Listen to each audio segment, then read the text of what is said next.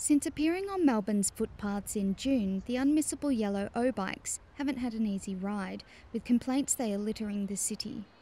Thieves and vandals are taking advantage of the bike's prized dockless feature, dumping the bicycles on roofs, up trees and in the Yarra.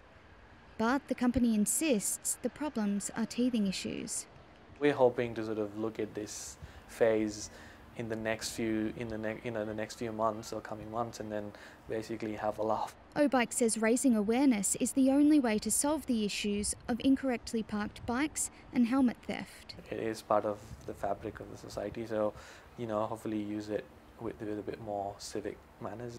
Melbourne's not the only city dealing with complaints about oBike. Recently, both London and Amsterdam banned the dockless share bikes, calling them a public nuisance. There wasn't a huge amount of advanced warning from some of these operators, and they don't need any government funding, so they haven't needed to go through any sort of process. So they've just gone out and plonked the bikes out on the street.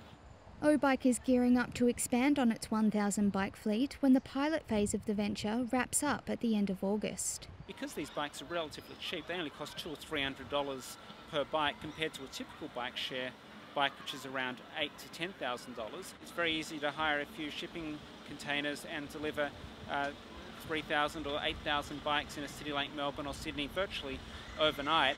Councils have begun drafting a framework that oBike will have to adhere to if it wants to remain operating in the city. Eliza Beck, Newsline.